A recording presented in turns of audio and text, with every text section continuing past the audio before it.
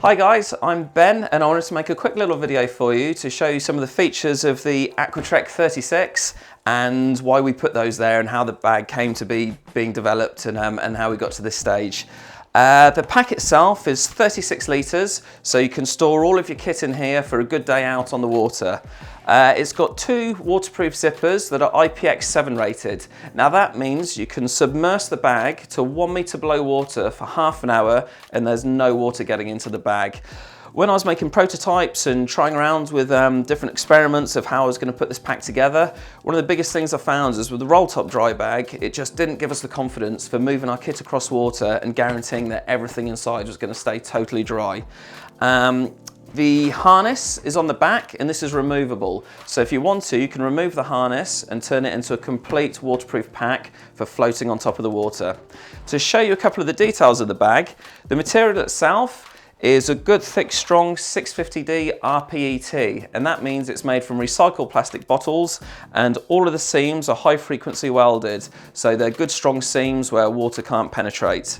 To release the harness from the pack, all you do is undo the front buckles here, and on the top and bottom of the bag you've got some aluminium G-style buckle carabiners. Sorry, a bit of a mouthful. And all you do here is with your finger open the clip and take them off like this, and then they just clip back onto the webbing when you're putting the harness back on.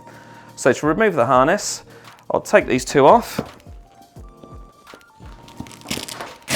and then you'll see we've got a Velcro patch here. That's because the harness is removable, if you're running or hiking, it just stops any movement between the harness and the actual pack itself. You've got two buckles on the bottom as well.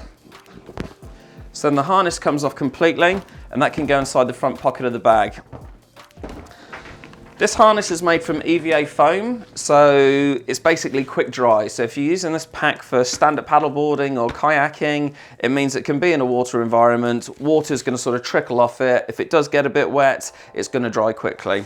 The harness itself has also got a chest strap and an adjustable waist strap. The chest strap you can move up and down to sort of adjust the comfort to how you'd like it. There's two airtight zippers on the bag. The reason we moved to this method of manufacture was one of the factories I was looking at when we were researching were making bags for the military for moving rocket launchers across water, and we knew that their kit would stay 100% dry and was built for the outdoors, so that's why we wanted to incorporate these sort of details into the pack itself. To open the zippers, there's a finger loop here on the side, so that helps you to pull down and then open the bag like this. The zippers are quite stiff because they're quite strong, so you can just hold onto the side of the bag and open them up like so. On the inside of the bag, there's an internal pocket to put your phone or any valuables, and you'll also find a small little thingy lubricant that you can just put on the zipper just to help open and close it as you're going. To close the bag, again, all you do is use the finger pull here, pull it across to the top, and then on the corner, it helps if you pinch the side, pull it across here, and then lock it down to the bottom. Something you've got to be careful of is making sure that you really do, when you give it a pull at the end, it just goes over the bottom little bit here to make sure you do have a completely waterproof seal. There's also webbing on the front, so you can attach a light like this if you're in low light conditions or dark conditions, and there's also a solar strip here. The reason for the solar strip is if you do get into trouble, search and rescue, the lights that they use, without that, it's very easy to blend in with the background. The solar strip there, you light up like a Christmas tree, so that's the reason we've got this here. Also, the orange colour that we've used is to keep you visible on water, so if there's any other boats or when you're swimming with other people, it's really easy to identify where you are. The other feature you'll see on the back of the bag is a D-ring here, and that is to attach our tow belt. Now, most of you who are familiar with open water swimming are probably used to the webbing tow belts that come with the tow floats. What I wanted to do here was develop a completely sort of different way of towing the bag. You've got a good strong carabiner here, which clips on.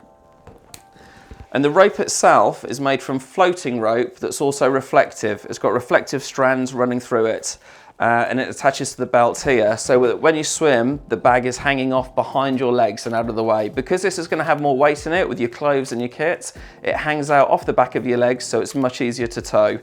At the end of the pack, you'll see an interesting little bit here.